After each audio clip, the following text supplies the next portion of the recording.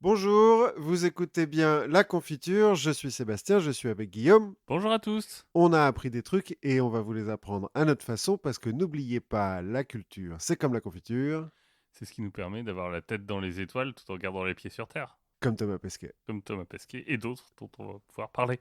Ah, on va parler astronomie. Peut-être, je sais pas. Alors justement, de quoi parlons-nous aujourd'hui, Guillaume? Eh bien, aujourd'hui, on va parler du transit de Vénus. Alors soit on parle astronomie, soit on parle On va coloscopie, quoi. voir. On va voir. Et on va parler de Marie Ier, roi des Sédong, Exact. dont je ne connais rien. Mais tu vas voir, c'est formidable. Donc c'est moi qui commence, et donc le sujet de notre première petite discussion, ça va être le transit de Vénus. Qu'est-ce que ça t'évoque, ce fameux transit? Bah j'ai dit soit coloscopie, soit astronomie, quoi. Bon, on va être assez clair tout de suite, hein. La confiture est un podcast familial. On n'est pas là pour vous parler de fantasmes étranges et probablement interdits dans un bon nombre de pays. D'État américain en tout cas. Bien sûr, pas de king shaming, vous faites ce que vous voulez avec votre transit. Non, non, le transit de Vénus, c'est bien une histoire d'astronomie, tout ce qu'il y a de plus respectable. Mhm. Pour faire très simple, le transit de Vénus, c'est comme ça qu'on appelle le moment où Vénus passe entre nous et le Soleil. Ah, c'est rien à voir avec Vénus en rétrograde. Non, c'est Mercure en C'est rétrograde. Mercure en rétrograde, Pardon. dans la maison du Faucon. Donc ça dure quelques heures, Hein. ce passage de Vénus, et du coup, on peut voir une tache noire qui se balade sur le Soleil, un peu comme une éclipse, Mais en moins impressionnant, quoi. mais en moins impressionnant. Une éclipse, quand on en parle, c'est la Lune qui passe devant le Soleil. Enfin, quand je dis on peut la voir, mettez des lunettes de protection, Oui, c'est mieux, soyons raisonnables, la confiture est un podcast familial, nous ne... protégez-vous, Ouais. sortez couverts des yeux. Et du reste. Alors, ça fait un bout de temps, figure-toi, qu'on regarde les étoiles. Oui, ça, on s'en doute. Les Mayas, c'est pas comme ça qu'ils avaient prédit la fin du monde? En partie sur les cycles de Vénus, il me semble. En tout cas, depuis l'Antiquité, on a identifié Vénus, à qui on a donné des noms, des symboles, des pouvoirs un peu différents. Est-ce qu'on l'aura pas même identifié au néolithique? Je suis pas descendu jusqu'au néolithique. Merde. Malheureusement, j'ai pas retrouvé les plus vieux, c'est les Sumériens. Ah, le début des Sumériens, ça doit être le néolithique. Voilà, qui l'associe à la déesse Ishtar, Mhm.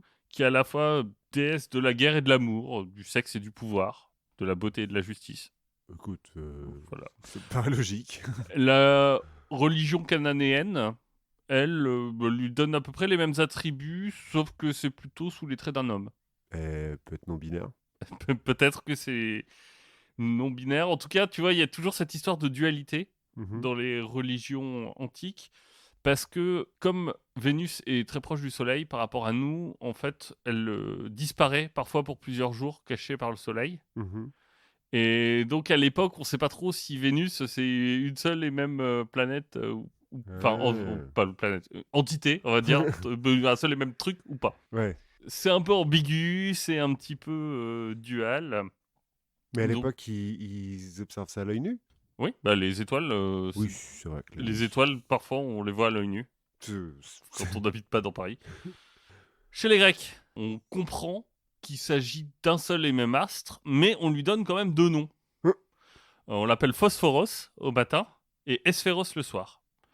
Donc, dans la mythologie gréco-romaine classique, l'astre Vénus va être représenté comme un jeune homme portant une torche, Mhm. littéralement Lucifer, le Exact. porteur de lumière. C'est Effectivement. comme ça qu'on l'appelle dans les Métamorphoses d'Ovide, par exemple. Oui, oui, oui. Mais Morningstar, en anglais, Lucifer, il s'appelle. Oui. Dans la Et, série aussi. et donc, on associe l'astre à la déesse Vénus. Et c'est là que la planète va tirer son nom scientifique. Et alors, la déesse Vénus, c'est la déesse de l'amour aussi, non? Oui, Mhm. c'est l'Aphrodite romaine. Chez les Mayas, c'est même, comme on disait, l'astre le plus important. Vénus. Et c'est suivant les mouvements de Vénus qu'on va déterminer les moments les plus propices, surtout pour faire la guerre Et pour sacrifier les gens. et pour sacrifier. Mais en général, le sacrifice humain, il vient juste après la guerre. En fait, je pense que tu dois prévoir la guerre Pour de... pouvoir faire ton pour sacrifice au pouvoir... beau. pour pouvoir faire ton sacrifice au bon moment. Logique. Bref, on regarde Vénus depuis longtemps, mais son transit n'est pas décrit avant Avicenne. Mais alors, les anges ont... Enfin, les dieux grecs ont-ils un sexe et donc Ah bah là, on parle de du colon, hein, transit? pas besoin de sexe pour avoir du transit. Bah non, mais on peut mettre son sexe dedans. Donc, Avicenne dit, lui, avoir observé ce transit. Mais comme il donne pas vraiment de date, ça donne son observation un peu dure à vérifier. On ne sait pas trop s'il a vu le transit de Vénus ou s'il a vu des taches noires dans le ciel, enfin dans le soleil. Et probablement plus rien pendant quelques jours après. Ouais, c'est ça. Il y a eu un transit de Vénus le 24 mai 1032. À l'époque, donc, où Avicenne... Voilà, donc Avicenne aurait pu l'avoir. Comme lui, il donne pas de date, on peut pas vérifier. Hmm. En tout cas, c'est un peu ce qui lui a permis d'affiner la position de Vénus dans le système astral géocentrique. Mhm. Tu vois, plus bas que le Soleil, entre nous et le Soleil. Chez les Mayas, on va trouver à Mayapan, donc un grand site maya, des fresques qui décrivent un transit de Vénus le 12e ou 13e siècle. Et alors, attends, parce que ça a lieu tous les combien de temps? Alors c'est un peu complexe, mais ça a lieu globalement tous les 100 ans. Ah ouais? Mais pas tout à fait. En fait, ça a lieu tous les 105 ans, puis tous les 8 ans, puis tous les 120 ans. À peu près. Ah ouais, d'accord. Faut quand même pas le rater, quoi, si c'est le but de ta vie. Bah si, parce que 8 ans plus tard, tu peux le revoir. Oui, mais si tu la rates... Enfin, si c'est 8 ans plus tard que tu le rates, après, faut que tu attends un petit... Exactement. Ouais. Si tu veux, la première personne à avoir prédit le transit de Vénus, c'est Johannes Kepler, Ouais. Qui a prédit beaucoup de trucs. qui a prédit beaucoup de trucs en termes d'astronomie. Bon, c'est les bases, quoi. Ouais, il était plutôt pas mal, lui. En 1629, il va prédire le transit de 1631 Mhm. en s'appuyant sur sa théorie des orbites elliptiques. C'est les premiers à avoir dit non, non, c'est un peu simpliste vos cercles, c'est des ellipses en fait. Mais les outils sont pas encore au point parce que par exemple, ça permet pas de savoir que ce transit sera quasiment pas visible en Europe. Oui, mais bon, ça, voilà. Ça, bon, donc c'est une belle prédiction qu'il fait, mais qui concrètement ne sert à rien. Parce que Ouais. Quand tu dis que ces orbites elliptiques, elles sont plus simples que les orbites rondes, c'est pas juste avant Kepler où ils ont des orbites rondes, mais avec des petits moments où ça fait des retours en arrière pour compenser ce qu'ils observent peut-être bien, et mais que ça devient ultra complexe, justement. Peut-être bien. Je t'avoue que mon histoire des systèmes solaires est un peu défaillante là-dessus. Mais je me souviens d'une carte avec des petits ronds de temps en temps où, genre, donc Vénus fait un rond, et puis après, elle revient en arrière, mais juste sur un petit truc, puis elle repart sur le bon côté, puis elle repart dans l'autre sens. Enfin, bon. Donc bon, à l'époque, Kepler, bah on sait pas trop. Enfin, Oui. on dit mais t'as prévu le transit de Vénus, mais Faut qu'on aille dans l'hémisphère sud pour le voir. bah non, mais surtout tu l'as prédit, on l'a pas vu. Ouais. Mais bon, comme il avait prévu le transit de Mercure la même année Mhm. et qu'il a été observé en Autriche, on a tendance à lui laisser le bénéfice du doute. Ok. Donc Kepler, il dit aussi, bah, c'est pas grave parce que Vénus va repasser à proximité du Soleil en 1639. Et sa prédiction n'est pas tout à fait juste parce que lui, il dit, il n'y aura pas de transit, elle va passer juste à proximité. Mhm. Et c'est un astronome qui s'appelle Jeremiah Horrocks qui va corriger ses calculs pour lui prédire le transit du 4 décembre 1639. Mhm. Donc lui, Horrocks, en gros, c'est le fils d'une famille d'horlogers en Angleterre qui très vite, bon, s'est passionné pour l'astronomie. Donc il a été à Cambridge l'étudier. Pourquoi pas? Donc c'est pas non plus le fils d'une famille d'horlogers Oui. lambda. Ouais. Bon. Ouais. Ouais. Il a pu se payer Cambridge, quoi. Bon, il a un peu peur que le temps soit très anglais Mhm. au jour fatidique, mais finalement le ciel est dégagé, ça lui permet une bonne observation.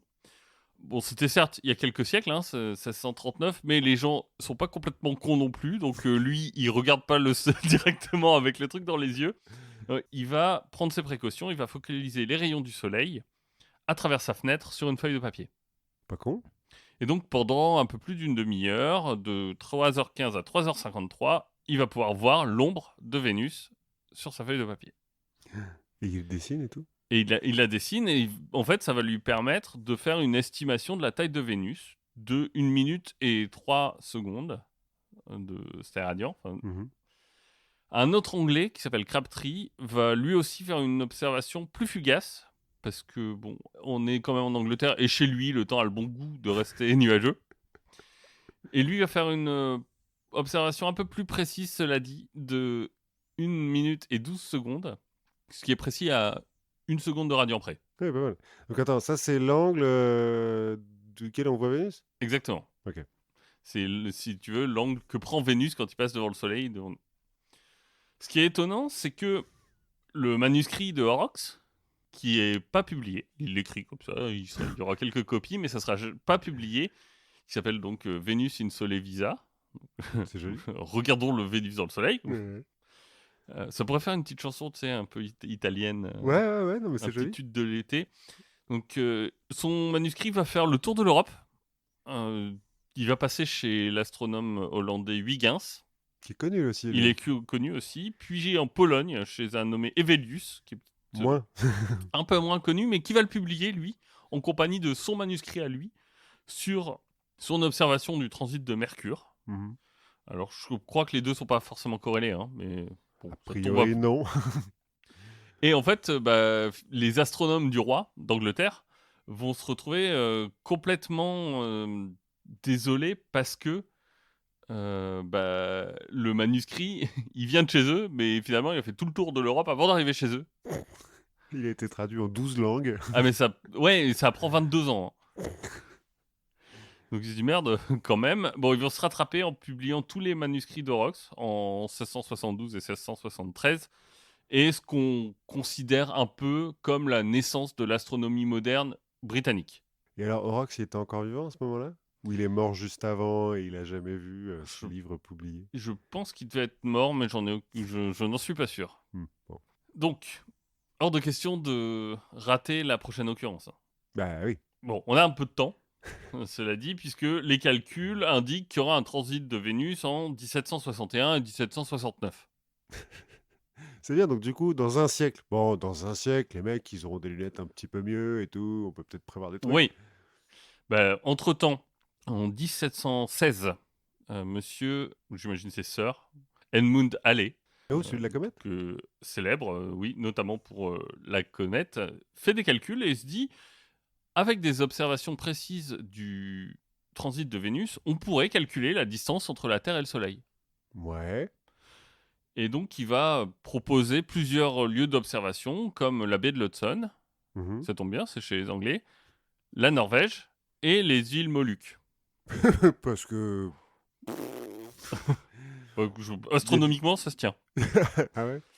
Et donc, la Société royale britannique va se concerter. C'est bon, on a 50 ans. Et ils vont se dire, on va envoyer des gens là-bas. Alors, rien à voir avec l'épice, hein. C'est vraiment juste pour le transit de Vénus. Peut-être pas que l'épice, on va voir. Donc, plutôt que les Moluques, on se dit, bon, on va peut-être trouver une île qui serait un peu mieux située. Parce qu'à l'époque, quand Halley fait ses prédictions, il connaît pas très bien la carte du monde. Ouais, ouais.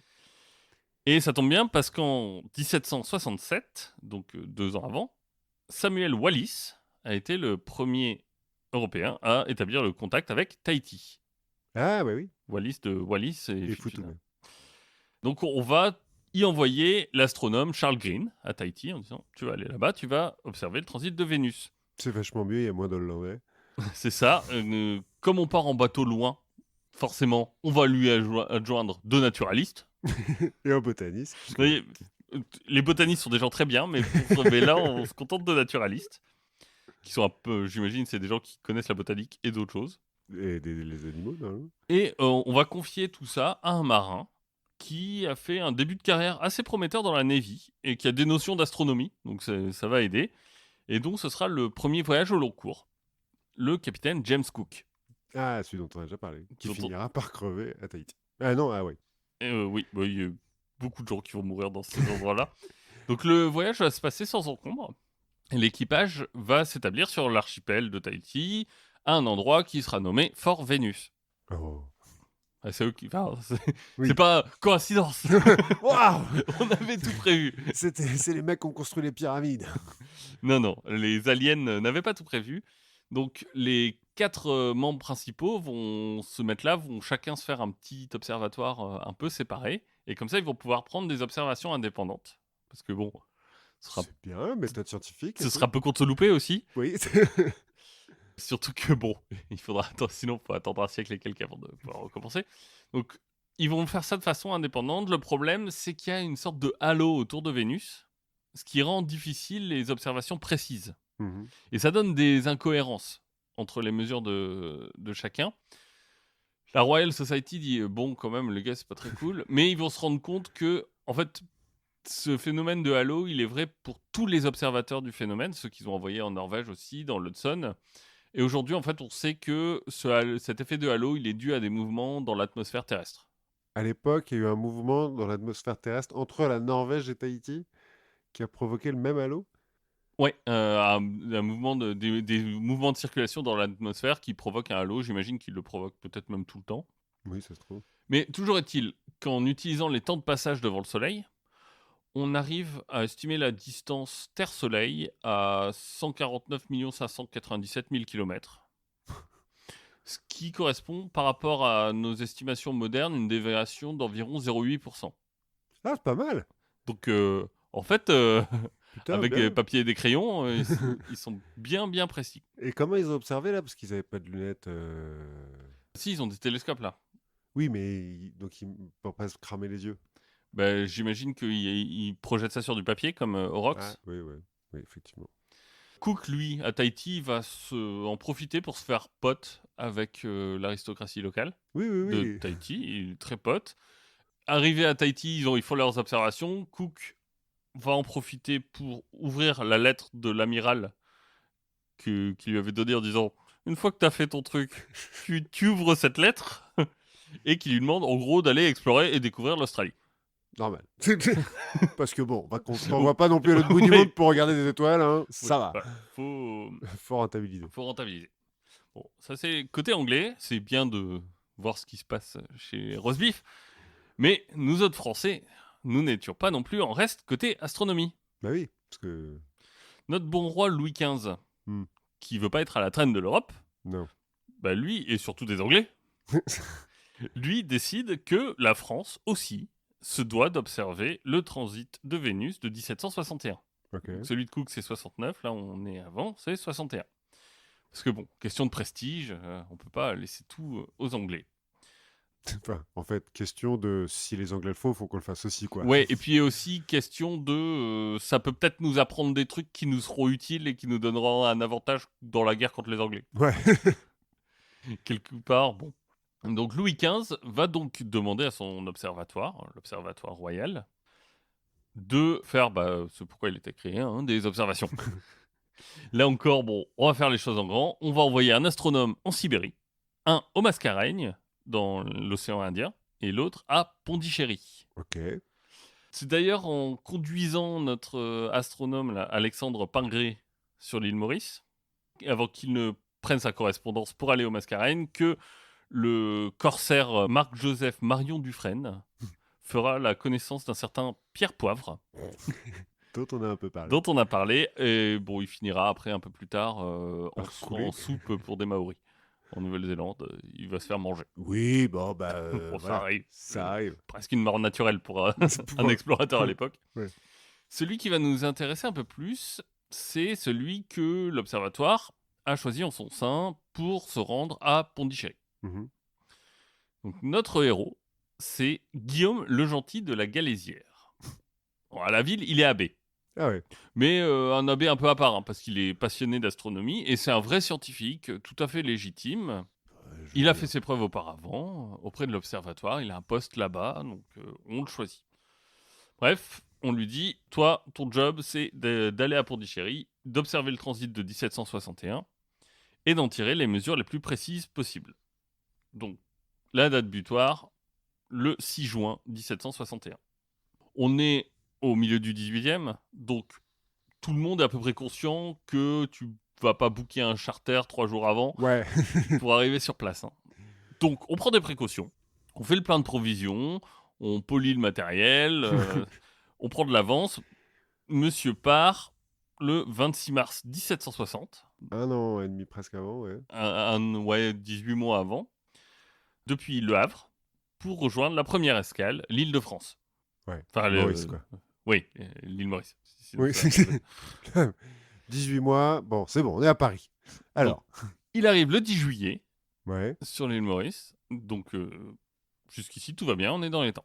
Sauf qu'entre-temps, pendant qu'il était sur son bateau, la guerre de 7 ans a repris de la vigueur. Mhm.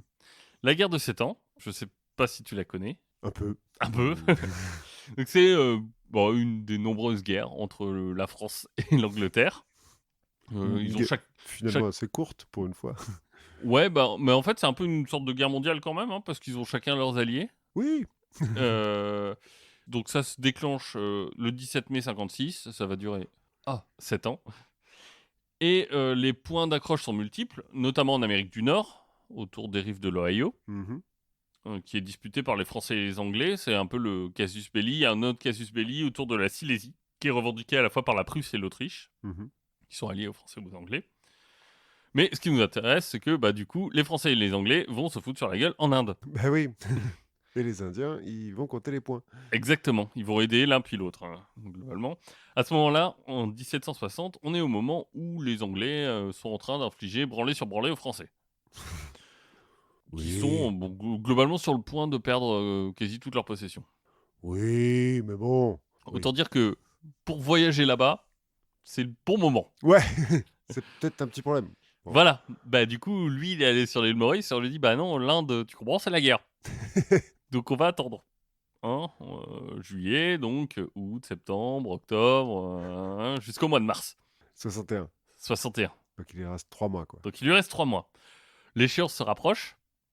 Finalement, il y a une frégate qui s'appelle la Sylphide qui accepte d'embarquer Guillaume le Gentil. Donc le 23 mars, il atteint l'île de la Réunion. Ce qui est pas très loin quand même de Maurice. Ce qui est pas très loin, mais il a avancé quand même. Ouais. À ce moment-là, arrive la mousson. Et le bateau va se trouver globalement bloqué. Il va errer pendant 5 semaines dans l'océan Indien. Et finalement, le 24 mai 1761, ils peuvent accoster dans le port de Mahé, dans le sud de l'Inde. Il reste plus beaucoup de temps. Il lui reste 10 grosses journées, quoi, un petit peu plus, 15 jours. Mais bon, il n'est pas très loin. Et alors, pourquoi est-ce qu'il faut absolument qu'il soit à Pondichéry et pas... c'est des histoires de calcul de distance et tout? Il y a des histoires de calcul de distance et puis des histoires de... Il lui faut un endroit un peu où se poser quand même. Oui, certes. Donc c'est ce qu'il y a de plus simple. Donc il arrive à Mahé, il y a peu beaucoup de chemin à parcourir, sauf que ces rustres d'anglais qui, comme tu l'auras remarqué, ont commencé vraiment à s'intéresser au transit de Vénus en 1769, beaucoup plus tard. À ce moment-là, donc, ils se livrent un peu à l'obscurantisme crasse. On continue à se battre, alors qu'il y a des choses plus importantes à faire, comme regarder les étoiles. Voilà. Pire, ils respectent tellement rien qu'ils ont pris et pillé Pondichéry. Les cons. Les cons. La Sylphide doit donc rebrousser chemin sur son trajet pour Pondichéry. Notre bon abbé doit se résoudre à passer le 6 juin 1761 en pleine mer. Mais il peut quand même faire l'observation en pleine mer. Oui, il peut sortir ses instruments, ce qu'il va faire. Il va pouvoir voir un petit point noir traverser le soleil. Mais bon, il est sur un bateau, ballotté par les vagues. Autant dire que pour faire des mesures précises, tu peux te lever de bonne heure. Ouais, c'est pas top. Voilà, mission failed. Ouais, c'est pas vraiment sa faute en même temps. Non. C'est un peu le sort qui s'est acharné. Il aurait pu rester à La Réunion en même temps. Oui, il aurait pu. Mais donc, il retourne à Maurice. Et là, il doit prendre une décision. Et finalement, la décision va être assez rapide à prendre. Parce que plutôt que, finalement, d'aller tout confesser et d'expliquer que, je dis, bon, finalement, Vénus va repasser en 1769. Je vais attendre 8 ans. 8 ans. Ouais, mais est-ce que c'est tant que ça, quand t'es célibataire, que t'es à l'île Maurice? Parce que rien que faire l'aller-retour, t'en as déjà pour 3 ans. Ouais. D'un autre côté. Finalement, c'est dangereux en plus. Voilà, donc il va décider de rester à l'île Maurice. Avec Pierre Poivre. Exactement. C'est peut-être la bonne période, 1761, 1769, je sais plus. Je me souviens plus des dates, mais oui, c'est quelque chose comme ça. Et il va quand même essayer de se rendre un peu utile sur place. Il fait des trucs de scientifique, globalement, de la cartographie, de l'anthropologie, essayer de découvrir des trucs. De la botanie. Ouais, voilà, de l'animalie, enfin ce genre de choses. Et il se dit, bon, où est-ce que je vais aller regarder Vénus? Donc, les Philippines. Il se dit, allez, les Philippines, Manille. Mais pourquoi il reste pas à Maurice?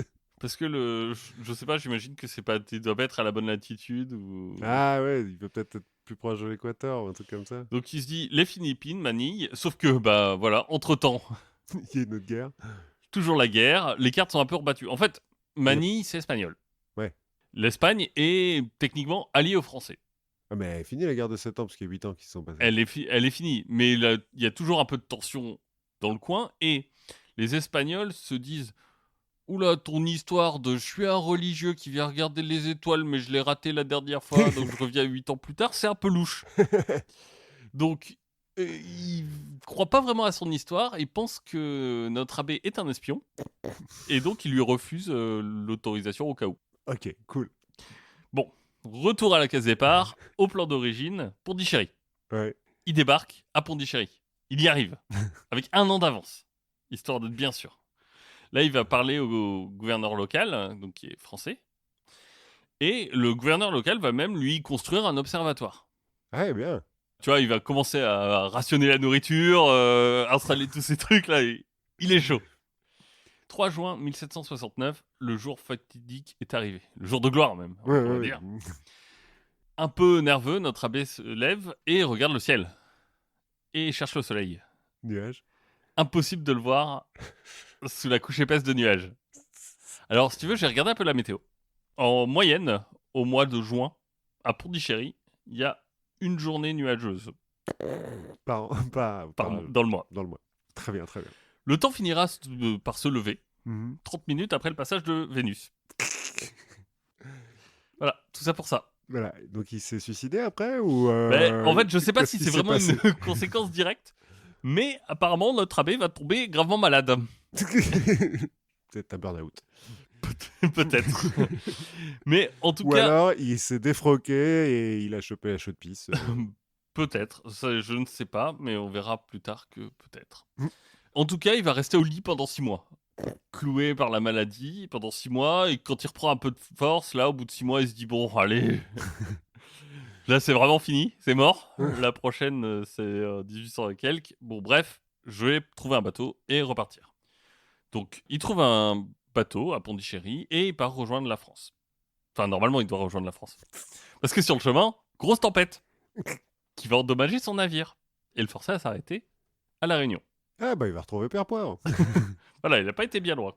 Finalement, il va réussir à trouver un autre bateau et en août 1771, soit 2 ans après son départ de Pondichéry, soit 13 ans après son départ du Havre, il regagne à nouveau l'Europe. Bon, pas la France, hein, parce que ce serait trop facile. Il arrive à Cadix, en Espagne. Mhm. Bon, là, il se dit, je vais rentrer à pied. Les bateaux, ça va. Les bateaux, j'en ai un peu ras-le-bol. Je Et pense là, qu'il ils peut le faire prennent un... plus pour un espion, les Espagnols. Non, ça va. Ils ont oublié qui il est. C'est un peu le cas parce que quand il arrive à Paris, du coup, petite surprise, les gens le regardent un peu blanc, genre, mec, t'es qui? Et un peu genre, non, c'est pas possible que tu sois qui tu dis, parce qu'il est mort. Et c'est à ce moment-là où notre abbé se rend compte qu'il n'y a aucune des lettres qu'il a envoyées qui est jamais arrivée à Paris. Ah. Donc tout le monde le croit mort. Donc en gros, tout le monde le croit mort depuis 10 ans environ. Donc autant dire que son siège à l'académie, il est occupé.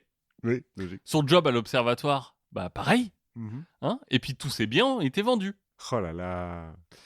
Donc globalement, il arrive, il a plus rien. Ouais, mais il est abbé toujours. Ah non, peut-être même plus. Ouais, je sais plus s'il est toujours abbé. Il va finir par se défroquer à un moment. Mais du coup, il va devoir se battre non plus contre la colère des cieux, mais contre l'administration, qui Ouais. est une autre bête indomptable. Attends, et on est en 71 là, Louis XV, il Ouais. est encore en vie? Je sais plus. Que ça se trouve, c'est même plus le même roi, donc Oui. le type qui l'a envoyé n'est même plus là pour dire oui, oui, c'est toi. Et pour prouver qu'il est bien qui il prétend être. Mhm. De haute lutte, il va récupérer son siège académique, mais son fondé de pouvoir va lui dire « Alors oui, j'ai vendu tes biens, mais l'argent, j'ai réussi à ne pas le garder. Tes héritiers l'ont pas, c'est toujours moi qui l'ai, t'inquiète pas. Bon, en revanche, on me l'a volé hier, donc j'ai plus rien. Je suis désolé, franchement. Pas de bol. C'est. C'est 3 jours. Tu rentrais à 3 jours près, là, c'était bon. » Heureusement pour lui, il trouvera un bien beaucoup plus précieux que toutes ces substances matérielles. Il trouvera l'amour. Il va finalement un peu abandonner l'idée de la religion. Je pense que il se dit peut-être que Dieu est pas tant de mon côté. Ouais, là, il y a un message quand même, tu vois. Faut comprendre à un moment donné. Oui, voilà. Et donc, il va trouver une femme et se marier, avoir des enfants. Attends, mais il a quel âge, là? Et ben là, on est donc en 71. Lui, il est né en 1725. Ah ouais, donc ouais, il y a un peu... Ok. Bon, il n'y a pas d'âge pour un homme, hein, pour avoir des enfants. Bref. Bah oui, voilà. Finalement, il va finir sa vie assez paisiblement en faisant de la science, notamment en s'intéressant beaucoup à l'histoire de l'astronomie. Pour voir s'il y en a un autre qui a eu autant de mal... Mais il De... va plus vraiment faire de grosses vagues dans l'histoire de l'astronomie, pour mourir à Paris en 1792 à 67 ans, de mort plus ou moins naturelle. Oui, bah à l'époque, c'est Mathusalem. Oui. Bon, ses travaux sur les éclipses antiques, parce que c'est beaucoup ça qu'il regarde sur est-ce que les éclipses entre Mède et je sais plus Lydie ou en gros les Grecs qui ont utilisé les éclipses pour faire peur à leurs opposants et tout ça, Ah est-ce que oui, c'est Alexandre le vrai? Grand, il y a eu un truc, il y a eu Ouais, une éclipse pendant une bataille c'est ou juste ça, et en avant. fait il dit non, c'est pas Pline, c'est Hérodote. Enfin bref, j'ai pas très bien suivi, mais en gros c'est vraiment ça qui l'intéresse. Autant dire que bon, il n'a Bah, pas fondamentalement changé l'histoire de l'astronomie. Enfin, il l'a pas beaucoup marqué. non, Il- mais un peu, je comprends, tu vois, parce qu'il a quand même le sort qui s'est un peu acharné contre lui. Il fait, bon, Mais si je reste dans une bibliothèque, il ne peut plus rien m'arriver. ouais, voilà, je vais dire. On pourra quand même noter que notre ex-abbé a un petit amas de cratères à son nom sur la Lune, C'est déjà pas mal. le gentil Craters. Donc depuis, bah, le dernier transit de Vénus, c'était 2012. Donc si vous ne l'avez pas vu, bah, il va falloir attendre Faites-vous congeler, vous en avez... 2120 et quelques pour les plus jeunes de nos auditeurs. Ceux qui nous écoutent là en 2050 pour une rediffusion, vous sachez qu'il vous reste quelques temps quand même à attendre avant de voir le nouveau transit de Vénus. Et donc celui d'après, donc ça c'était 1769, et celui de 1880 et quelques, celui-là on l'a observé Ouais, tranquille. voilà, là, là, ça allait beaucoup mieux, quoi. Cette fois-ci on n'est pas allé à l'autre bout du monde. On pouvait aller à l'autre bout du monde, C'était ça se plus faisait un facile peu quoi. mieux, quoi. Ouais, ouais, effectivement. Effectivement. Et le mec en Sibérie, il est jamais revenu. Je sais pas, lui, il a été un peu oublié de l'histoire, en tout cas, j'ai pas trouvé son nom. Ah oui, donc il a vraiment été oublié de l'histoire, le pauvre. Déjà que le gentil de la Galésière est pas le mec le plus connu de...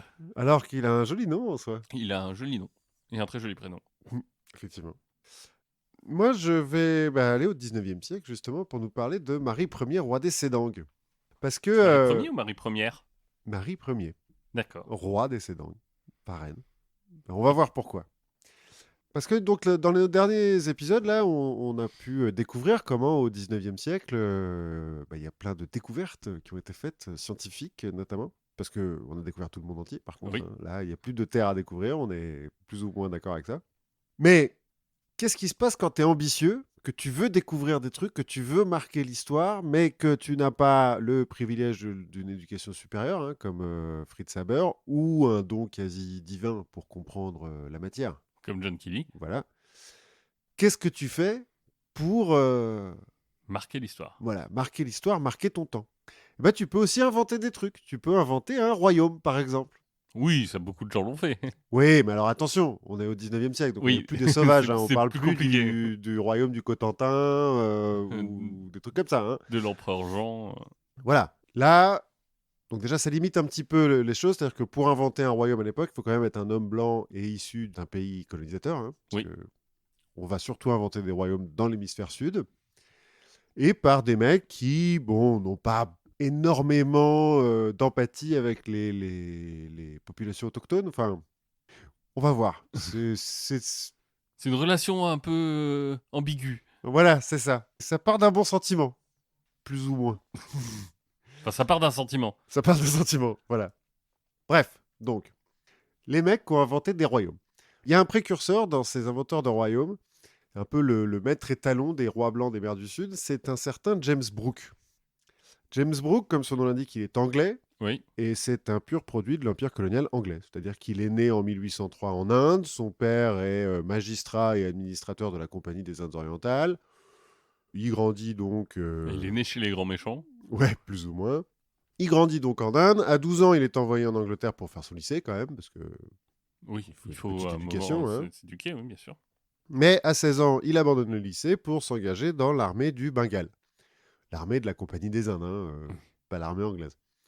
Et donc il retourne en Inde, mais sous les drapeaux. Enfin, sous le drapeau de la Compagnie des Indes. Ils ont des drapeaux. Ils ont des drapeaux. Écoute. Je- En 1824, quand éclate la première guerre anglo-birmane, sur laquelle je ne vais pas m'étaler, hein, il y a une guerre, ils forment un corps de cavalerie volontaire, parce qu'à la base, bah, l'armée du Bengale, elle n'est pas en Birmanie, hein, Oui. a priori, pour aller au combat, mais il est assez vite blessé. Alors, dans les témoignages que j'ai lus, il y en a certains qui disent qu'il est blessé lors de la première charge, de la première bataille à laquelle il participe. Ok. D'autres où, bon, il participe un petit peu plus, quoi. Mais bon, Mais bon, pour la légende, c'est plus marrant si c'est la première ouais. charge de la première bataille. Donc il est blessé et il est rapatrié en Angleterre pour se faire soigner. Retour à case départ. En 1830, il s'essaie au commerce avec l'Asie, mais c'est pas un très bon commerçant. Et heureusement, en 1835, la chance lui sourit enfin, son père meurt, et Enfin. donc, voilà, enfin, et il hérite de 30 000 livres sterling, avec lesquels il peut s'acheter son propre navire de guerre privé. Parce que ça suffit. Investissez dans des tanks. Voilà, c'est mieux. Et donc, il achète le bien nommé Royaliste, un un bateau à plusieurs mâts Et plusieurs canons. et beaucoup de canons, avec lequel il va partir, retourner même en Asie du Sud-Est, vers, voilà, au début, il va vers Singapour, en Indonésie, il essaye de faire un peu de commerce, encore une fois, mais cette fois-ci, c'est son bateau, donc c'est plus simple, mais en fait, vraiment, il n'est pas commerçant. Et puis, en 1839, donc ça fait 3-4 ans qu'il est parti, il arrive à Bornéo et il débarque à Kuching, qui est la capitale de l'état de Sarawak, D'accord. sur l'île de Bornéo. Ok. À l'époque, le Sarawak, donc l'état de Sarawak, ça appartient au sultanat de Brunei. Mhm. Parce que donc maintenant, le sultanat de Brunei, c'est sur Bornéo, mais à la base, ça vient pas de Bornéo. Ils D'accord. ont envahi Bornéo et donc le Sarawak. Et le sultan, il doit faire face à une rébellion des Dayaks. Les Dayaks, c'est le peuple indigène de l'île de Bornéo. Dayak 1, Dayak 2, Dayak Dinosaur D. Non, Dayak, D-A-Y-A-K, c'est les mecs qui habitaient dans l'île avant que le sultanat de Brunei arrive et que... D'accord, les indigènes. Ouais, mais vraiment les indigènes... Les autochtones de avant. Quoi. Ouais, du néolithique, quoi. Qui ont toujours plus ou moins vécu en autarcie dans la jungle et qui ont la réputation d'être des sauvages, hein, qui vivent dans la jungle, des chasseurs de têtes, des cannibales, enfin bon. Ouais, tous les trucs habituels de tu vis dans la jungle. Quoi. Voilà. Et donc le sultan, il a un petit peu eu envie de les soumettre, et eux se convertir à l'islam et vivre sous la domination d'un sultan qu'ils n'ont jamais vu, pas trop quoi. Finalement, ils vivent dans la jungle, donc Oui. ils s'en branlent. Mais là, ils se rebellent. Et donc notre James Brooke, qui arrive avec son navire de guerre privé, en bon gentleman anglais, Il dit, je peux faire la guerre. non, d'abord, il va mettre son bateau et ses canons à disposition du sultan. Et il va utiliser la diplomatie. Du canon, oui. Voilà, qui est typique de l'anglais. Et donc, le sultan et lui vont écraser la rébellion vite fait, bien fait. Et Cela dit, ton navire de guerre dans la jungle, c'est pas très pratique. c'est moins pratique. Mais bon, les canons, il peut les faire descendre après. Ouais, et puis tu peux avoir des mecs pour le porter, ton bateau. Quoi. Sinon, ça arrive. C'est arrivé avant dans l'histoire, donc pourquoi pas. Alors bon, dans ce que j'ai lu, il y a une version où c'est vraiment il l'écrase à coups de canon, la rébellion. Une autre version où James Brooke, il utilise vraiment cette diplomatie d'anglais, tu vois, Éduqué. éduqué, voilà, pour trouver une solution diplomatique à la rébellion des Dayaks. J'ai tendance à penser que l'histoire du canon est plus véridique, mais bon, Plus efficace, peut-être. en tout cas. En tout cas, en récompense, le sultan nomme Brooke Raja de Sarawak, donc vice-roi de Sarawak. Et il le laisse gouverner la région. Là, on est en 1842. Parce que, donc j'ai dit, le sultan de Brunei, il n'est pas à Bornéo à ce moment-là. Et puis surtout, lui, gouverner, ça le fait chier. Donc il va laisser James Brooke le faire. Bah écoute. Et James Brooke, il va vraiment le faire. Il va réformer l'administration, il va promulguer des lois, il va lutter contre la piraterie, parce que ça a l'air d'être un peu endémique hein, quand même dans le coin, la piraterie à l'époque. Ouais. Donc il a son navire de guerre, donc il va couler des pirates. Il va être accusé à un moment donné d'ailleurs De un peu trop couler les pirates, et bon, l'artisanat local, il faut quand même faire en sorte que... Non, il va être accusé par l'Angleterre de les avoir un peu massacrés au canon, quoi, les pirates. Et puis que certains, ils n'étaient pas vraiment pirates, c'était juste des mecs en bateau, quoi. Ouais. Mais il va Et être blanchi. D'accord, parce que je pense qu'à l'époque, pour te faire accuser par l'Angleterre de trucs comme ça, Ouais, c'est que t'as dû faire des trucs vénères quand même. C'est qu'il doit y avoir quelques trucs sales. Ouais. Mais en tout cas, ça marche si bien qu'en 1847, le gouvernement anglais va le rappeler à Londres, va lui dire, mais attends, t'es quand même anglais, viens donc, Raja Brooke. Ils l'anoblissent, ils le nomment consul général de Bornéo, et ils lui disent, bon, t'es parti de ton propre chef, certes, avec ton bateau de guerre privé, certes que t'as acheté toi-même avec l'héritage de ton père, ok, mais t'es un citoyen anglais. Donc ce qui t'appartient, appartient à la couronne britannique. C'est faire. Lui, il dit, bon, bah... On l'échange serait payé. Consul général, vous dites, de Bornéo. Ok, on va faire ça. Mais Et, Bornéo, ça appartient aux Anglais? bah, pendant un moment, ça a appartenu Ok. aux Anglais. Bah, ça a appartenu à lui, donc ils ont dit bon. Oui, alors ça a appartenu vite fait. Hein. Oui. Parce que, en fait, le Raja de Sarawak, l'État de Sarawak, et le sultanat de Brunei vont jamais vraiment appartenir à l'Angleterre, mais seront... Ouais, c'est un arrangement, quoi. ouais, C'est au sous black. vassaux, voilà, c'est un peu au black, bon. Donc ça va, tu vois, ça lui donne une certaine légitimité, et lui va gouverner le royaume de Sarawak jusqu'à sa mort en 1868.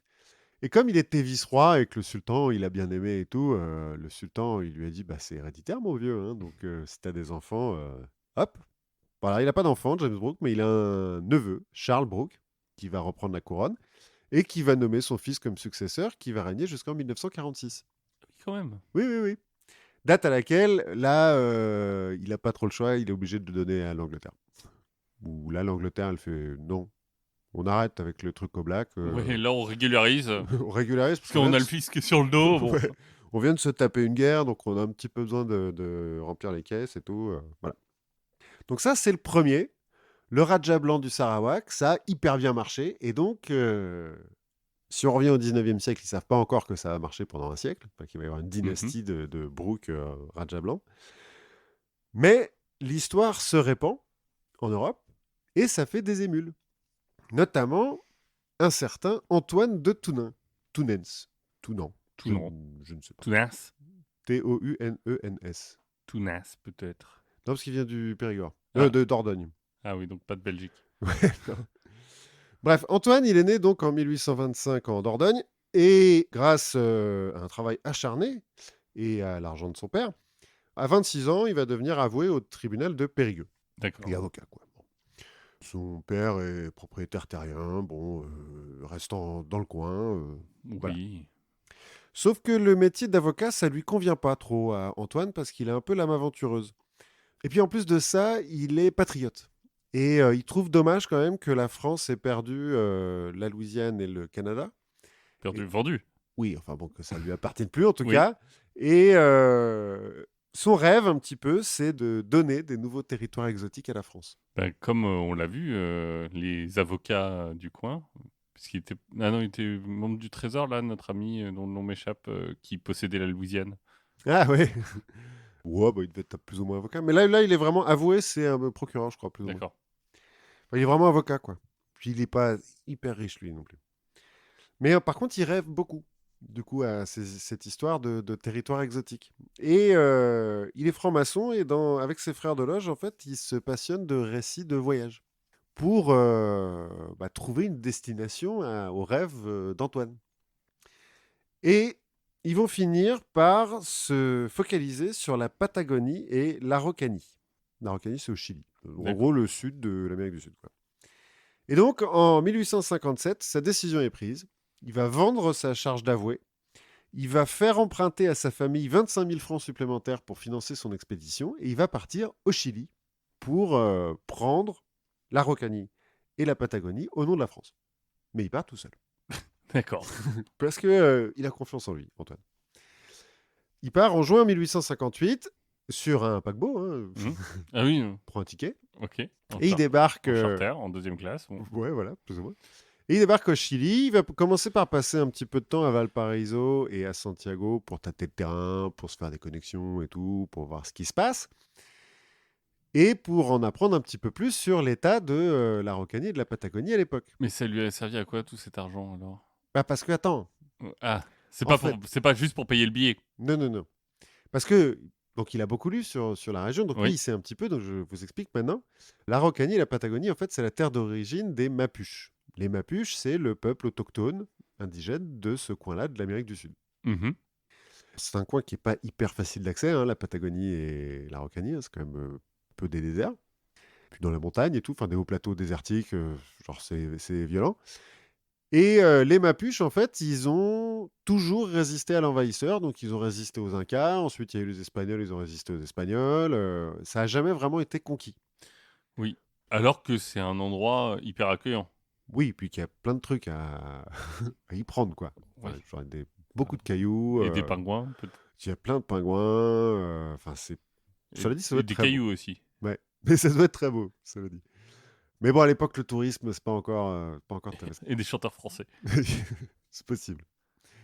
Au moment de l'indépendance des colonies espagnoles, donc la création du Chili et de l'Argentine, le Chili et l'Argentine se partagent et se disputent un petit peu le sud du continent, en disant oui, oui, ça nous appartient. Mais en pratique, ils contrôlent absolument pas ce territoire parce que les Mapuches les laissent toujours pas rentrer. Et donc, quand Antoine de Tunens, Antoine, Antoine, Tonio. quand Antoine, il débarque un peu comme une fleur au Chili, en fait, il débarque à un moment où le gouvernement du Chili, il se dit, bon, on va peut-être un peu régler cette histoire de Mapuche, là, on va leur envoyer une armée moderne, puis ça va pas traîner. Ouais, c'est les barbares qui se baladent auprès de tes villes dans Civilisation. Ouais, un peu. Bon, alors le problème, c'est qu'à ce moment-là, en 1858, là, l'armée du Chili, elle est un peu désorganisée, il y a un peu des généraux qui se battent entre eux, donc ils ont un plan, mais il faut le mettre en place, quoi. C'est Oui. pas tout de suite. Donc Antoine, il se dit, ok, c'est cool, je suis arrivé au bon moment, une année de plus, et puis c'était foutu, quoi. Donc en 1859, il part, plus ou moins tout seul, vers l'Araucanie, et il s'arrange pour rencontrer les chefs mapuches. Et il les prévient de l'imminence de l'invasion chilienne. Oui. Ah, tant qu'à faire. Tant qu'à faire. Il est Oui. là pour ça, quoi. Il est là pour les sauver. Il n'a jamais vu un mapuche de sa vie avant, hein, mais Oui, mais bon. Et là, il a un il y a une traducteur et connexion, tout. quoi. Ouais, il a une connexion. Et avec une grosse dose de bluff, ou alors parce que en tant qu'avocat, il a au moins appris à être convaincant, il va les En Mapuche. En mapuche, ouais.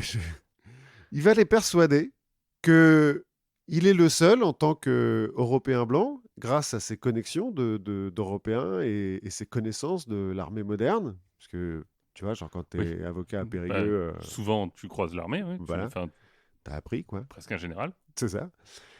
Il va réussir à les convaincre que il est le seul à même à mener les armées mapuches contre l'invasion chilienne. Et aussi incroyable que ça puisse paraître, les chefs mapuches acceptent et l'élisent Toki, c'est-à-dire chef de guerre suprême des Mapuches, et maître de Mapu, Mapu c'est les terres, et terreur des Pilians, les démons. D'accord. Donc il l'élise tout ça. Et lui, il fait cool.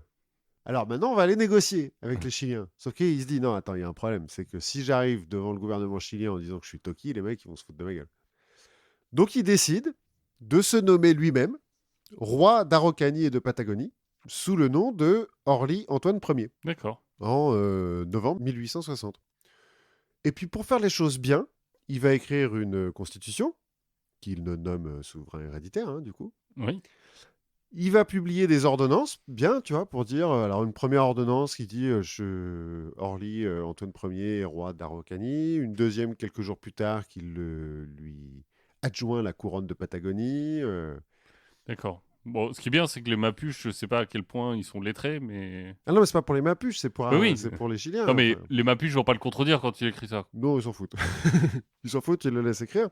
Et puis pour que ça fasse encore plus réaliste, il signe de son sceau de roi, mais il fait contresigner toutes ses ordonnances, la Constitution, tout ça, par son Premier ministre et son garde des Sceaux, qui n'existe pas, mais qu'il invente, à qui il invente des noms, respectivement Monsieur Lachaise et Monsieur Desfontaines, et à qui il invente des signatures, et il va même jusqu'à changer d'écriture pour que la signature fasse plus vraie. Oui, d'accord.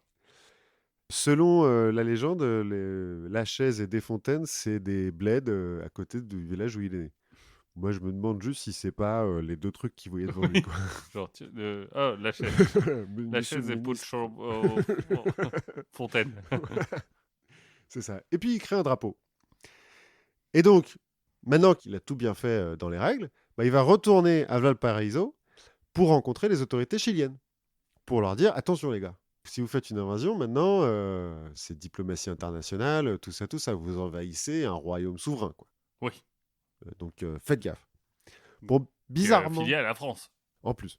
Bah, en fait, à Valparaiso, il veut rencontrer les autorités chiliennes et le consul français, histoire de récupérer justement la protection de la France.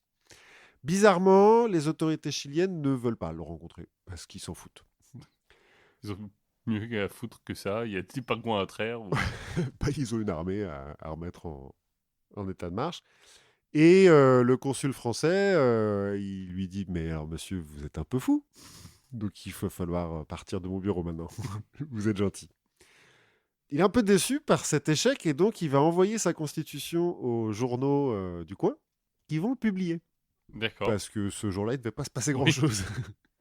Donc il publie la Il constitution n'y et avait, là... pas il y avait pas de pomme de terre avec une forme bizarre. Ouais, voilà.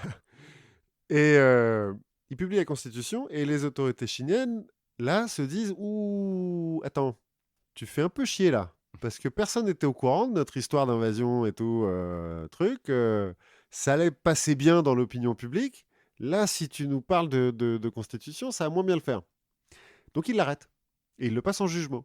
Alors il va y avoir 2 jugements, en première instance et en appel. Les 2 juges vont dire non, bah, cet homme est fou. Donc on va pas l'envoyer en prison, on va plutôt l'envoyer à l'asile. Parce que là, ça ne sert à rien. Donc il l'envoie à l'asile. Alors qu'il est pas. Enfin, je veux dire, il est pas vraiment fou. Il a vraiment été nommé Toki, Oui, en soi. oui. Là, les Mapuches l'ont effectivement nommé Toki. Après, bon. Après, bon, les Mapuches, il va y avoir une guerre après ça, qui va Ouais. durer hyper longtemps et tout. Pas sûr que... Il n'y a pas de statut de lui chez les Mapuches, quoi. Non, pas trop. Mais bon, donc, asile d'aliénés. Le 5 janvier... non, il est arrêté le 5 janvier 1862, asile d'aliénés en juillet. Et il est expulsé vers la France en octobre 1862 grâce au consul de France qui a Et dit, bon, bon, il est fou, mais c'est notre fou. c'est un fou français, monsieur. S'il vous plaît. Donc, hop, retour à la France. Du coup, à Paris, il se dit, bon, bah, c'est pas grave, je vais réussir à émouvoir l'opinion publique, je vais me faire des alliés au Parlement, et puis j'y retourne, quoi. Bon, le problème, c'est qu'il faut vivre. Alors, du coup, il vend des titres de noblesse et des décorations, il nomme des gens barons, Oui, bon, comtes écoute. et tout, voilà, ça coûte pas grand-chose. Il essaye donc avec l'opinion publique et le Parlement, ça marche pas hyper bien, parce qu'il y a quand même peu des gens qui se foutent de lui. En 1864, il va lancer une souscription nationale de 100 millions de francs pour le royaume Faut voir haut, d'Araucanie quoi. et de Patagonie. Faut voir haut. Bah oui, tant qu'à faire. Puis bon, c'est à l'autre bout du monde, puis il y Oui. a tout à faire. C'est quand même des sauvages, les Mapuches, faut pas oublier. C'est lui qui le dit. En 1869, il va réussir à financer une expédition pour retourner au Chili avec justement son investisseur, un certain Antoine Planchu. Sauf qu'entre-temps, bah, la guerre, elle a commencé. Ah. Et que Antoine, finalement, quand il voit la guerre de près, il dit Oh là C'était quoi le là. deal? Aller mener les armées Mapuches au combat? Ouais, j'étais le chef de guerre, mais j'étais aussi la terreur des démons. Je vais plutôt me focaliser sur les démons. Voilà, c'est ça. Donc, bon, bah, en 1871, il est de retour en France. Mais en 1872, il apprend qu'Antoine Planchu, qui est resté, s'est fait nommer Taki à la place du Taki Ah merde. et mène les armées Mapuche? Mapuche contre le Chili. Et donc a usurpé son trône. Parce que, Ah oui. hein. Donc là, il est tout colère, Antoine. Donc il va faire publier des démentis dans les journaux chiliens et tout. Il va demander au ministère des Affaires étrangères français de faire quelque chose. Oui. Et puis, il va faire une nouvelle souscription nationale. Qui va avoir autant de succès que la première? À peu près. Voilà, donc c'est encore un petit échec. En 1874, pour relancer un petit peu la machine, il va faire dessiner et frapper une monnaie du royaume d'Araucanie. Donc on doit pouvoir, je suppose, encore trouver des pièces. Qui doivent valoir peut-être un peu d'argent. C'est possible parce qu'elle doit être très rare.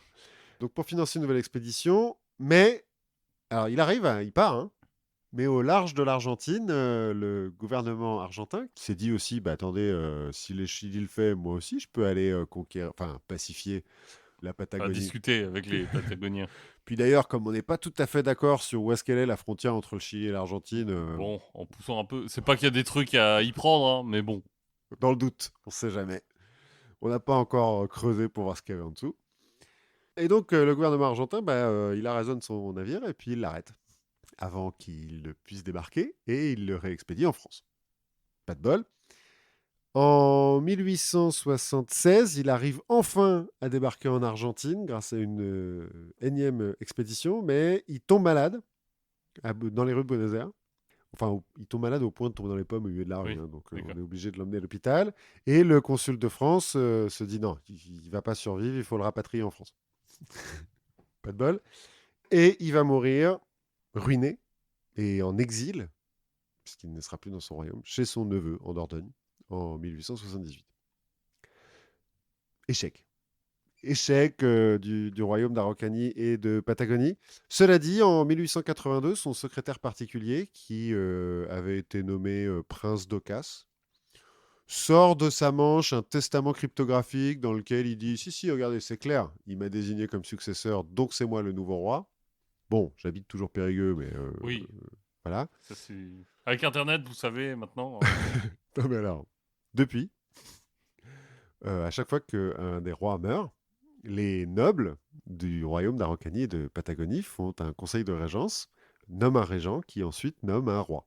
Et D'accord, donc, le roi en ce moment, c'est Frédéric Ier. d'accord. Roi, Fredo. voilà, Fredo, Fredo Ier. roi d'Araucanie et de Patagonie, qui est historien, je crois. Et il vit où? Alors, j'ai pas vérifié, mais je crois qu'ils vivent en France tous. Hein. D'accord. Bon, c'est loin, la Patagonie. Oui, Bon, donc là, on voit que c'est pas si facile que ça, hein, quand même, de se créer un royaume. Et l'histoire d'Antoine de Tounens, enfin de Orly Antoine Ier, va se répandre un petit peu en France. Mais tout ça, ça ne suffira pas à décourager notre dernier wannabe monarque, Marie-Charles David de Mayrena. d'accord. En fait, c'est pour ça Marie Ier, parce que Oui. son nom, c'est Marie-Charles. En fait, Marie-Charles, il est né Auguste Jean-Baptiste Marie-Charles David. Mais c'est dit Auguste Jean-Baptiste, c'est peut-être un peu trop. Voilà, donc Marie-Charles, c'est mieux. En 1842, Marie-Charles, nous voilà. on aurait pu dire ça. Je pense qu'il y a des gens qui ont dit ça à l'époque. Alors, dans la famille, on a rajouté de Maïrena parce que il y a un bout de la famille qui est passé par le Portugal à un moment donné. Bon, Oui, voilà, ok. on l'utilise un petit peu comme ça, ou pas. En tout cas, au début, non. En 1842, quand il naît à Toulon, non. Son père est enseigne de vaisseau, sa mère est fille de colonel.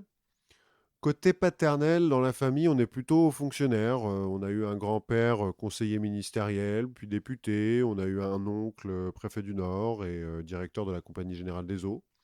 Côté maternel, on est dans le militaire de carrière. D'accord. Colonel, bon.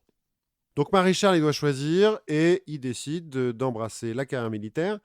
Sauf qu'en 1857, il échoue au concours d'entrée de l'école navale. Merde. Qui ne pourra pas suivre les traces de son père, père qui est mort quand il était jeune.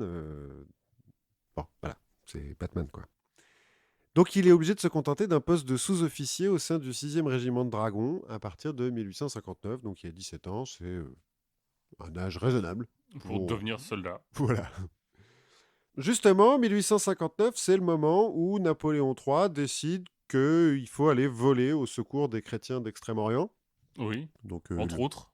entre autres, la poignée de missionnaires catholiques qui se démènent dans la jungle au Vietnam. Et que donc, parce qu'ils sont menacés par l'empereur d'Annam, c'est le moment d'envahir le Vietnam. Enfin, l'empire d'Annam, Oui. à l'époque.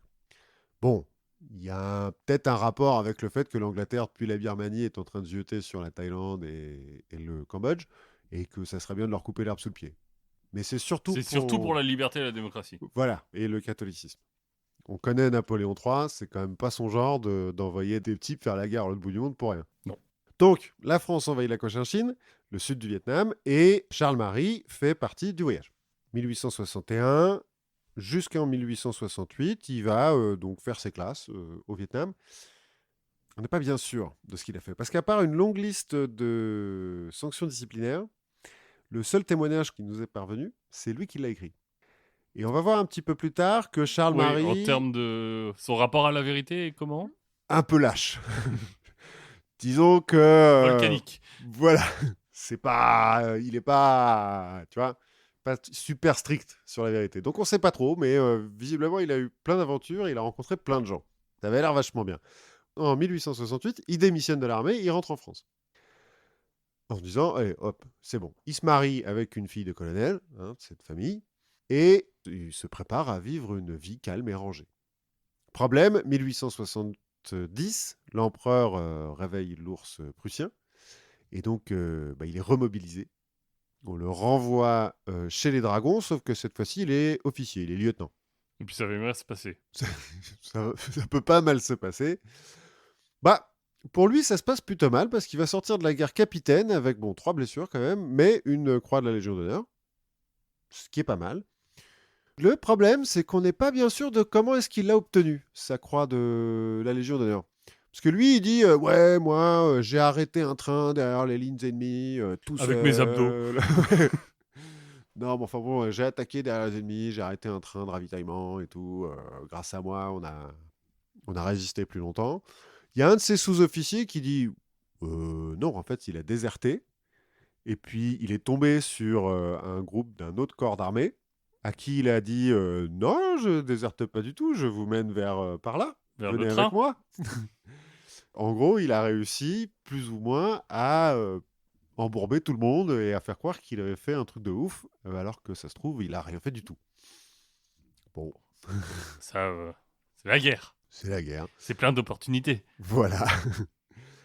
Il aurait aussi volé 400 francs au général qui l'a promu capitaine et nommé à la Légion d'honneur. Mais en 1873, sans que j'ai bien compris pourquoi, les sanctions disciplinaires subséquentes au vol sont levées.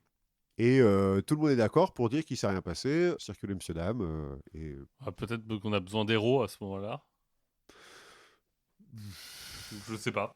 De ce que je comprends de la vie de Charles-Marie, Il est bon pour se sortir des... ouais, il est très très bon pour se sortir des situations difficiles. Et je pense qu'il y a pas mal de moments, parce qu'on verra qu'après, donc après ce moment-là, il essaie de se ranger un petit peu, il fait 2 enfants à sa femme et tout. Mais il va faire des petits boulots, il va être ostréiculteur, éleveur. Mais très vite, ça l'ennuie et donc il veut vivre à Paris parce que lui, ce qu'il veut, c'est mener la grande vie. Dans les cabarets, sur les grands boulevards, tout ça, tout ça.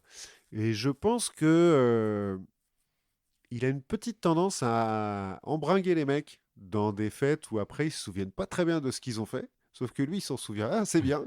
Et que comme ça, il les fait un peu chanter. C'est Peut-être que ça aide. c'est une interprétation un peu personnelle, hein. Mais parce qu'il faut savoir qu'il est quand même plutôt beau gosse. Il fait 1,82 m à l'époque, donc il met une bonne Oui. tête à tout le monde. Il est militaire, il a voyagé, il a un bagou de ouf, donc ça devient Oui, un il a peu... du charisme. Voilà, il a du charisme, il est un peu dandy, il aime le côté dandy des choses. Il fait la fête, il a une grande gueule, il sait un peu tout faire.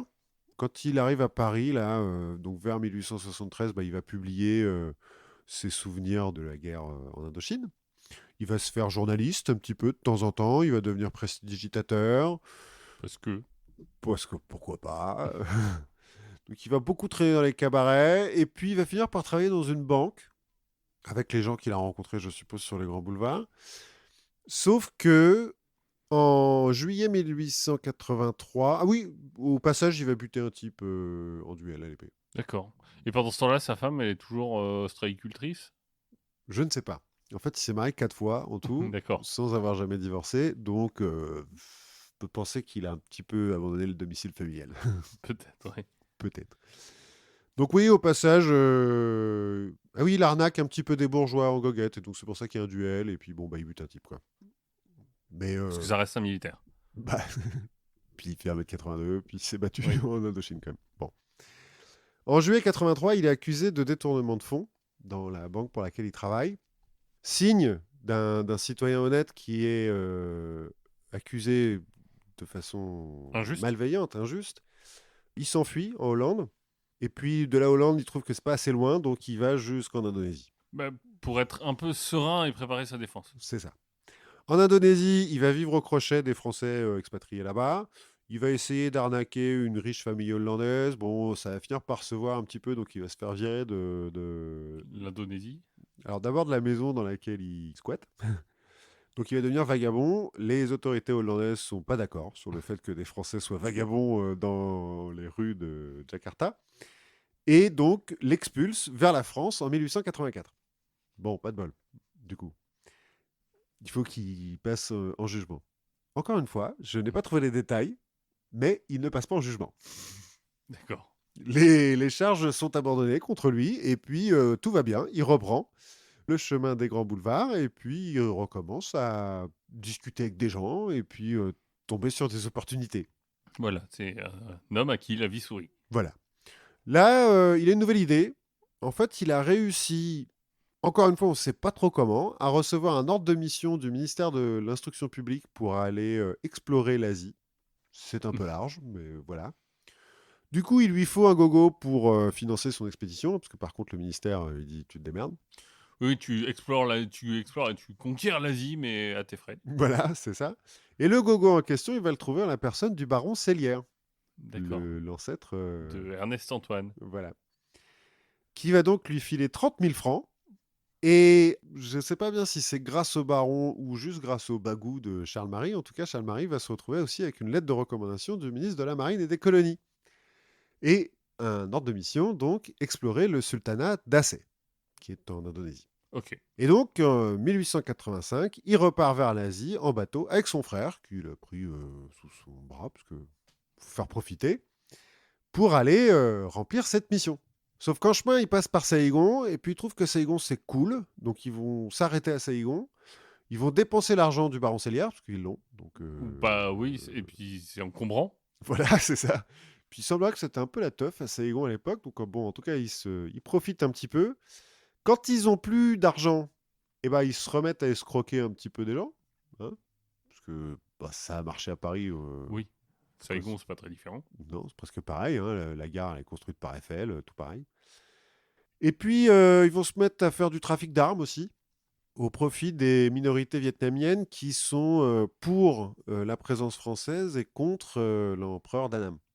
Enfin, tu veux dire pour la démocratie, en fait. Enfin, Oui, voilà, oui, sûrement. Bon, alors, c'est pas ultra légal hein, quand même le trafic d'armes, mais bon, comme c'est pour les pour la bonne ennemis de cause. mon ennemi et mon ami, les autorités françaises font oui, bon, c'est un entrepreneur, laissons-le faire. Donc grâce à ça, commence à explorer un petit peu le Vietnam, un peu plus, enfin, il a déjà fait la guerre, mais... Et puis il commence à se faire connaître en fait dans la colonie. Maintenant, il se fait appeler David de Meirena, parce que Charles-Marie, je suppose qu'il est un peu grillé. Il reprend donc le côté de Meirena, là. Oui. Et grâce à ça, il va rencontrer le gouverneur général de Cochinchine, un certain Ernest Constant, à qui il va demander une nouvelle lettre de recommandation pour aller explorer les hauts plateaux du centre du Vietnam et le Tonkin. Le Tonkin, c'est le nord du Vietnam. Oui. Constant va accepter. On ne sait pas trop pourquoi. Est-ce que... Parce qu'il sait que c'est un escroc, hein, Maïtena. Oui. Pas Maïtena, Maréchal. Maïrena. Maïrena. Il sait que c'est un escroc. C'est-à-dire qu'il a fait plusieurs fois les gros titres hein, en tant que trafiquant d'armes et il y a des rapports de police sur lui, tu vois. Mais donc on ne sait pas trop s'il lui donne sa lettre pour se débarrasser de lui ou en se disant, dans le doute, Si jamais ça réussit. ouais, si ça marche, il y a peut-être des trucs à récupérer. Parce qu'à l'époque, donc, le Siam, donc la Thaïlande, le royaume du Siam qui est à côté, est un peu poussé par l'Angleterre et l'Allemagne pour envahir le nord du Vietnam et notamment les hauts plateaux qui sont au centre du Vietnam, mais qui sont difficiles d'accès. Comme c'est difficile d'accès, ce coin-là, on ne sait pas trop ce qu'il y a. Mais on se doute qu'on va bien y trouver de l'or, du caoutchouc ou des rizières. De Enfin, l'opium. oui, enfin un truc qu'on Ouais. va pouvoir exploiter, quoi. Donc on le veut. Et on veut pas que ce soit les Anglais qui l'aient, surtout, parce que ça fait chier quand c'est les Anglais Ouais, qui c'est l'aient. surtout ça. On se doute que les Anglais le veulent, donc il faut qu'on l'ait avant. Voilà. Donc, bah vas-y, hein, David, si tu veux y aller, fonce. Donc il fonce. Il s'embarque sur un bateau, il remonte le Mekong. Il part en mars 1888 vers sa destinée, finalement. Parce que il faut bien qu'il le trouve, son royaume, à un moment donné. Il va arriver à Qui Non. Alors, je prononce mal le vietnamien. Je ne suis pas sûr que c'est... Tianon. Quienon. Qui Non. Quienon. Bon. La dernière ville avant les hauts plateaux.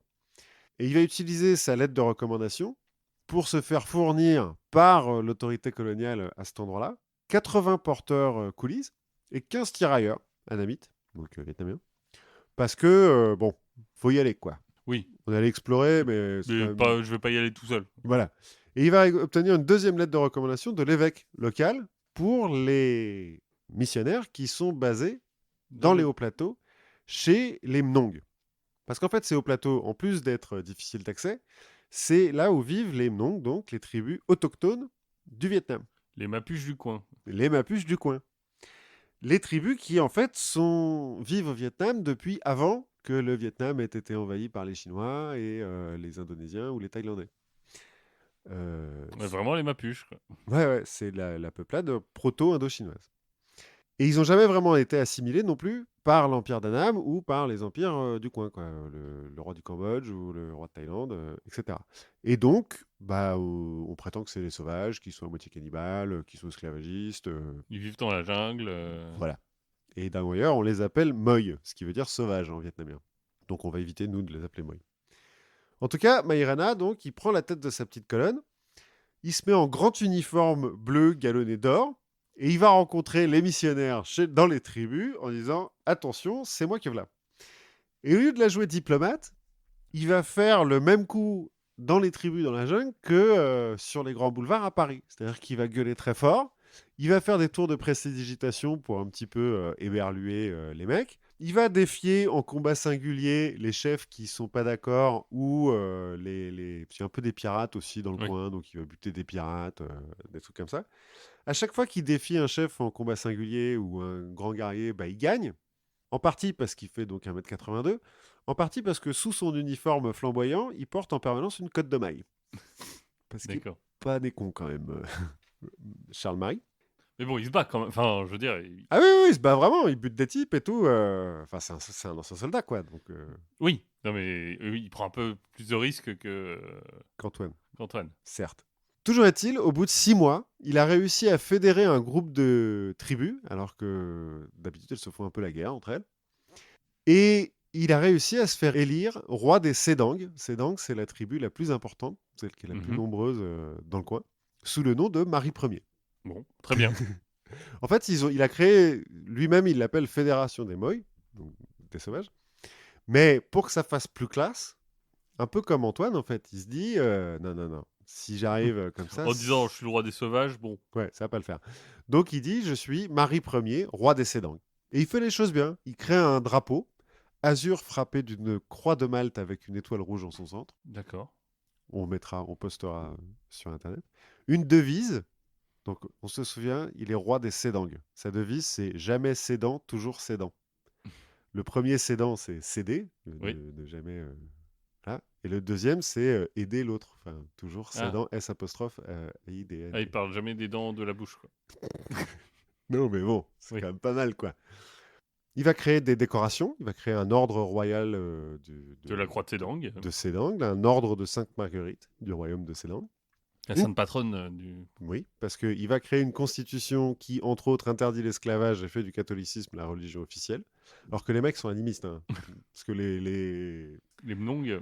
Les Mnong, ils sont animistes. Non, mais je veux dire, les prêtres catholiques qui sont venus pour évangéliser n'ont pas eu un succès fou, quoi. Oui. Mais bon, là, c'est la Constitution qui le dit, donc ça va. Il va créer une douane, il va créer une poste, il va même faire imprimer des timbres. Chez les philatélistes, c'est très rare, les timbres du royaume des Sedang, mais ça existe. Tu les colles sur tes pièces d'Arcanie. Alors là... Et il va créer une armée de 20 000 hommes. Ouais, quand même. Ouais, qui va équiper grâce à ses connexions dans le trafic d'armes. Ça aide. Bon, il va les équiper d'arbalètes et de pistolets Remington. Oh, quoique les pistolets, ça va. Oui, ça va un peu. Après, c'est des mecs qui les entraînent pas non plus. Oui. Ils leur donnent des armes, quoi. Sa maîtresse vietnamienne va devenir reine des Sedang. Et il a un acolyte français qui est venu avec lui, un ancien croupier dont on ne sait pas grand-chose, va devenir marquis d'Enouis. Ok. Parce que, voilà. Bon, mais maintenant qu'on a un royaume, c'est quand même un petit peu un bled, hein, il n'y a rien de construire là-bas. Il faut des investisseurs, justement, pour construire son royaume, pour l'enrichir, quoi.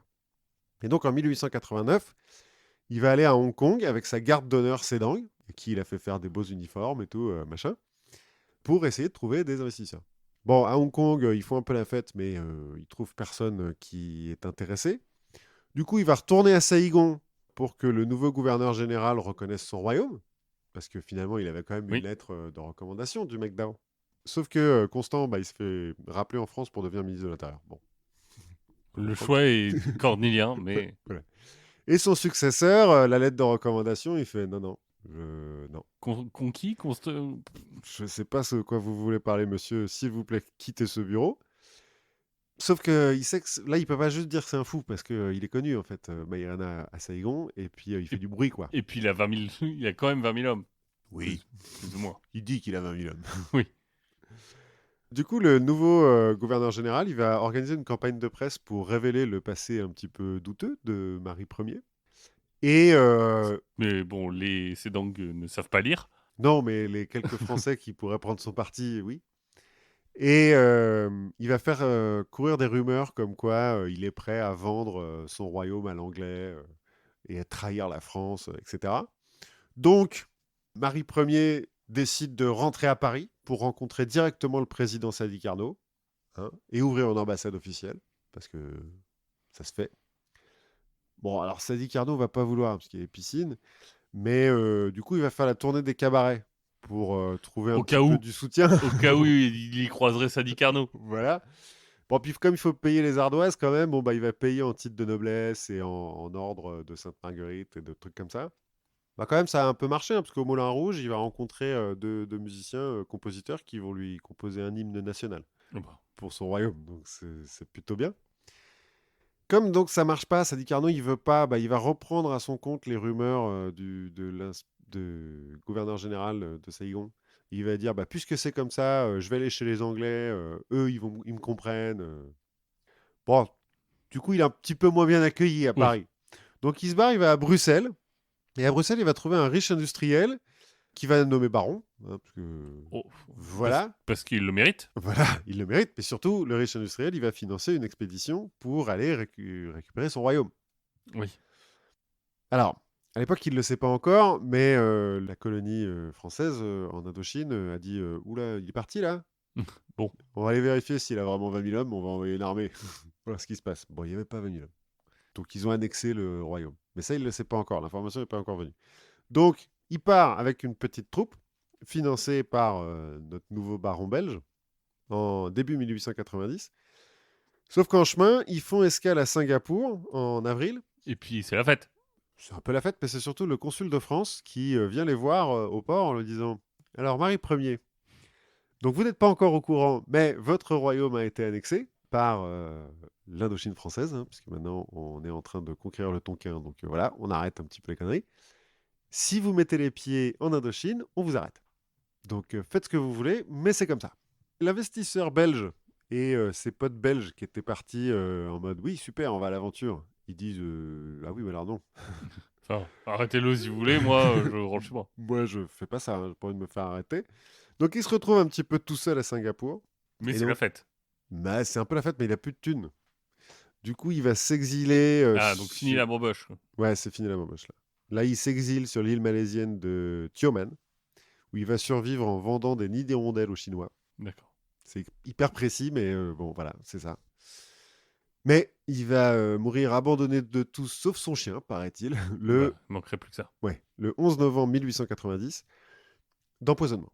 Oh. Alors, est-ce qu'il a été assassiné? Est-ce qu'il s'est suicidé? Ou est-ce qu'il s'est bêtement fait mordre par un serpent? On ne sait pas. Moi, je penche quand même pour l'assassinat. Je pense, effectivement, je pense que les autorités françaises ont eu peur de la dynastie des Maris, Voilà, des premiers. Enfin, des Sedang. des Maïrena. Et donc, en tout cas, il est mort. Eh ben. Donc, son royaume a été assez bref. Mais Mais il c'était a, pas mal, c'était assez flamboyant. mais il avait un drapeau. Il a encore un drapeau. Et parce que donc, il a nommé plein de nobles Oui. qui ont eu des descendants. En 1995, les descendants des personnes qu'il a anoblies vont former un conseil de régence du royaume au Canada. Et ils vont élire un prince régent, qui est D'accord. donc maintenant le nouveau souverain légitime du royaume des Sédang. Et j'espère que peut-être qu'on pourrait l'interviewer. Pourquoi pas? Ça risque d'être un petit peu étrange, mais pourquoi pas? Et ben, on a pris plein de trucs. On a appris plein de trucs. Si vous connaissez d'autres micronations et royaumes éphémères de la sorte et que vous voulez qu'on en parle, allez sur Discord. Exactement. Allez sur Discord, parlez-nous de Sealand. C'est quoi là? Il n'y a pas une plateforme pétrolière? Exactement. C'est ça? Avec un prince. Voilà. Mon épouse est baronne Comme quoi, de Sealand. Comme quoi. Mais effectivement, rejoignez-nous sur Discord, envoyez-nous plein de messages pour nous recommander des très bons bouquins dans lesquels on peut, par exemple, lire les histoires de l'abbé Le Gentil. Donc, je remercie Florence pour ça. Ah. Écoutez la réponse D aussi, Mmh. parce que vous allez apprendre plein de trucs en beaucoup moins de temps. Et c'est tous les jours. Donc, vous allez continuer à apprendre des choses pendant que nous, on publie pas. Et sinon, on se retrouve la prochaine fois. On a oublié de dire qu'il fallait donner de l'argent, à Podcut. Ah, et ben, donner de l'argent au Patreon de Podcut, c'est important parce que ça nous permet de payer l'hébergement du podcast, ça nous permet de sponsoriser quelques petits événements, de la publicité sur les plateformes et tout ça. Donc, pour ça, on est infiniment reconnaissant. Voilà. Et ben, cette fois, vraiment à la prochaine fois. Ouais, à la prochaine fois.